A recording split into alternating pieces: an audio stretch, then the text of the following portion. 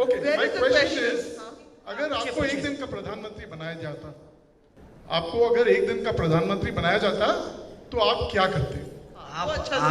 आप मुझे अनिल कपूर टाइप का फील करा रहे हैं, एक दिन के लिए मुख्यमंत्री बने। देखिए मैं एक बात बोलूं, मुझे भी अगर प्रधानमंत्री बना दिया जाए ना एक दिन के लिए, तो मैं शायद मोदी जी से खराब परफॉर्मेंस करूं।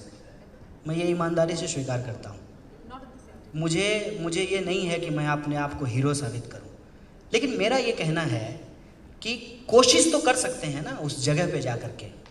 मसलन मोदी जी जब कहते हैं कि मैं गरीब का बेटा हूँ, मुझसे ज़्यादा कोई नहीं उनसे कनेक्ट कर सकता है।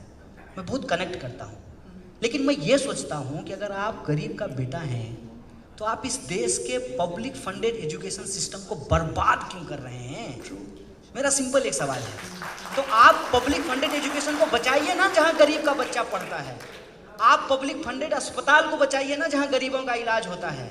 आप सब लोग अभी देखिए नया मोटर व्हीकल एक्ट आया है, इतना फाइन भर रहे हैं, दीजिए फाइन। आपको लगता है कि देश की सेवा के लिए फाइन दे रहे हैं, दीजिए, लेकिन ये सवाल भी तो पूछिए कि अच्छी सड़क क्यों नहीं बन रही है। ये सवाल भी तो हो।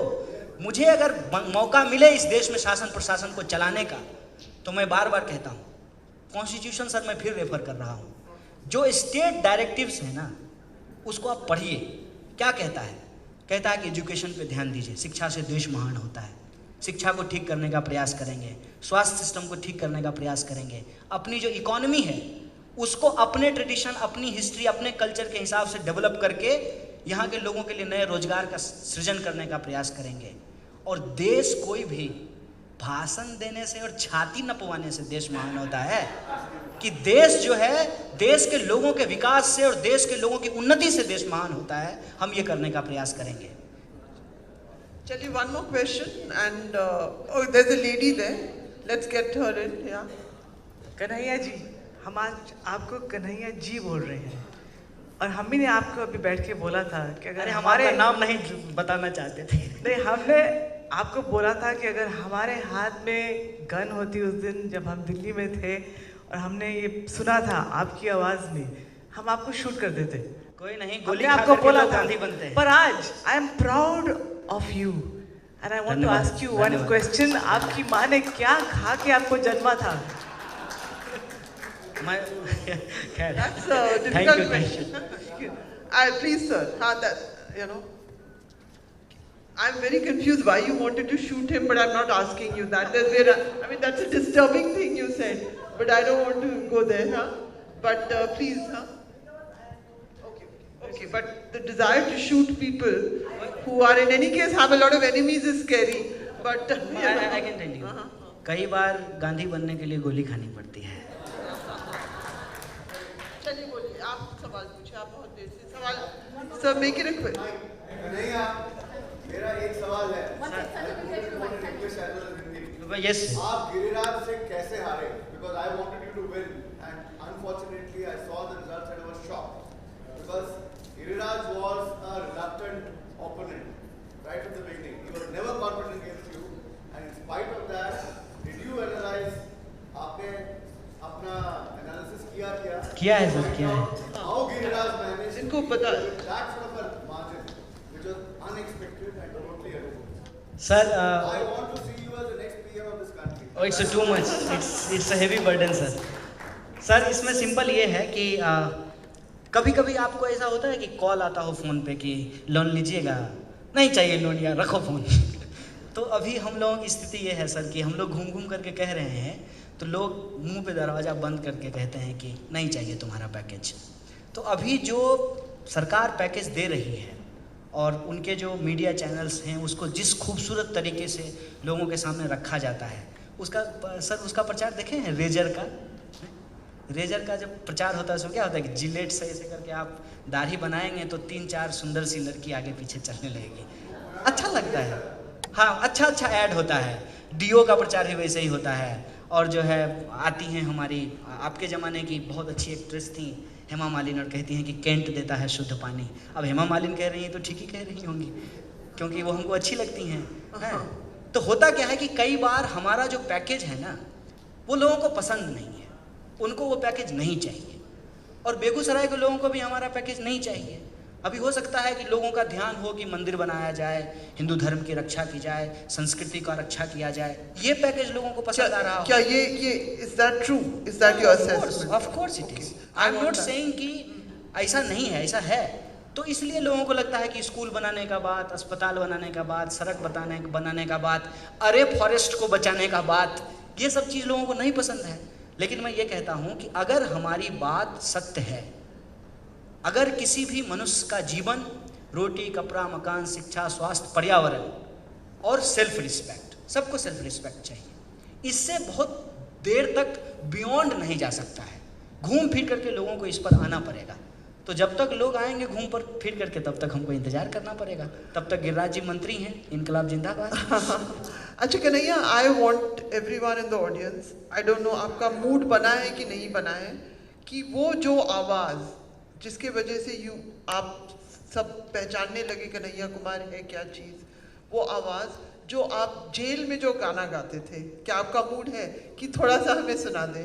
ये शाम नहीं, it is important to understand the voice of protest, the voice of opportunity. Kanhaiya is also, he came from nowhere. He came from a campus, he came up the hard way, he became the president of a union, and then that voice, we all heard that voice. We can have disagreements with him. I would disagree with... I will respect your disagreement. I would... Let's but agree there to is an disagree. aspect of Kanhaiya which is the slogans that he so easily could come up with. I am trying to persuade him to sing the song. He sang in jail every night. I don't know whether he'll agree. Let's wait and see. हाँ? ये आप लोगों के साथ क्या हो रहा है, इस कॉन्स्पिरेसी को समझ लीजिए। सेशन की शुरुआत हुई है सुजात साहब से और ख़त्म होगा जो है एक जो है कर्कश आवाज़ से।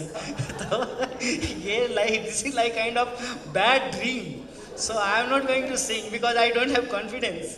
We already sang good songs, beautiful songs.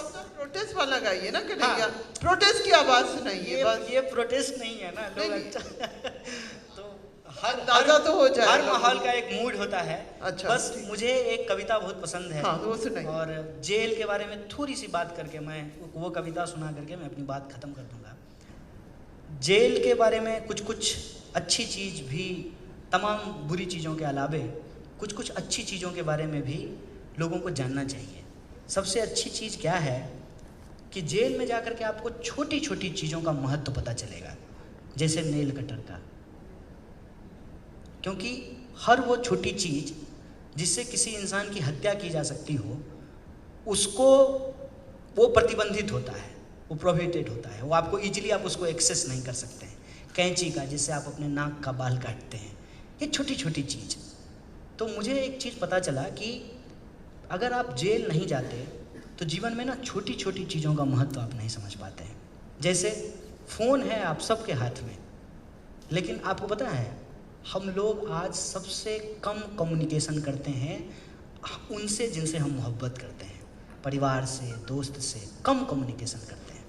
5000 दोस्त होंगे फेसबुक पे, रियल ज़िंदगी में 15 भी मेंटेन करके नहीं रख पाते हैं। तो आपको कम्युनिकेशन का महत्व पता चलेगा। मन कर रहा है माँ से बात करने का, लेकिन बात करने का कोई उपाय नहीं है। वो छोटी छोटी चीज़ें पता चलती हैं। इसके अलावे 24 घंटा जो है वो बहुत बड़ा समय है, ये ऐसे नहीं पता चलता होगा। लेकिन जेल में जो ये 24 घंटा होता है, उसको बिताते हुए आपको पता चलेगा कि 24 घंटा बहुत ज़्यादा होता है। इस 24 घंटे में बहुत कुछ किया जा सकता है। लेकिन जेल से बाहर जो सामान्य जीवन है उसमें ये नहीं पता चलता है। एक और इंटरेस्टिंग चीज़, मुझे जेल से बाहर आने के बाद भी यही महसूस होता है कि मैं आज भी जेल में हूँ। फ़र्क यही है कि बाउंड्री नहीं पता चल रहा है। जेल की दीवारें दिखती हैं, समाज को जिस तरीके से जेल बनाया गया है इसकी दीवारें नज़र नहीं आती हैं। कभी आप जो मर्द हैं वो औरत होने को, औरतपन को एक बार महसूस कीजिएगा कि आपको तो जब भी मन किया, हैदराबाद तो वैसी सिटी नहीं है लेकिन मैं दिल्ली में रहता हूँ, कभी आपको मन किया तो आप निकल लिए रोड पे, तो ज़्यादा से ज़्यादा आपको इस बात का डर होगा कि कोई मेरा मोबाइल छीन लेगा, कोई मेरा पर्स छीन लेगा। ये डर नहीं होगा कि कोई मेरे साथ बलात्कार कर लेगा। ये जो पीड़ा होती है, इस पीड़ा को जब आप समझने लगेंगे तो आपको पता चलेगा कि यह समाज भी एक तरीके से खुला जेल है बहुत सारे लोगों के लिए।